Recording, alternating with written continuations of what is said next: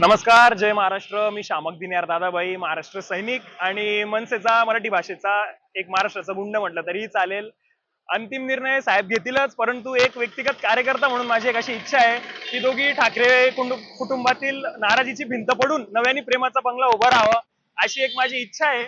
आणि आपण जसंच बघितलं की सध्या तरी आपल्याला कधी वाटतही नव्हतं स्वप्नातही की आपलं भारतीय जनता पार्टी आणि अजितदादा पवार गटाचे अजितदादा हे दोघी मांडीला मांडी लावून बसतील आणि सत्तेत एकत्र येतील. पण बघा, ते सत्तेत एकत्र आले, त्याच्यामुळे महाराष्ट्राच्या राजकारणात काहीही घडू शकतं. आणि मला असं वाटतं दोघी बंधू एकत्र आल्याने महाराष्ट्राचं प्रगतीचं इंजिन मशाल घेऊन हाती फार वेगाने धावेल आणि महाराष्ट्राची प्रगती फार गतीने होईल. आणि दोघींचे विचार सारखेच आहे. त्यांचा शिवसैनिक काय आणि आमचे महाराष्ट्र सैनिक काय, आणि दोघींचे आदर्श देखील एकच आहे, ते म्हणजे सन्मान्य बाळासाहेब ठाकरे.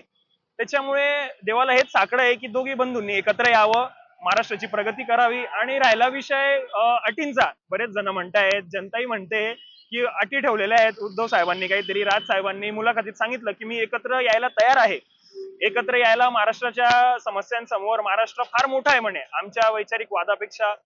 तर मला असं वाटतं त्यांच्या 100 अटी, तर आमची एकच अट, हिंदुत्व सर्वप्रथम आणि मराठी भाषेला प्राधान्य आणि प्रगती महाराष्ट्राची, बस एवढंच.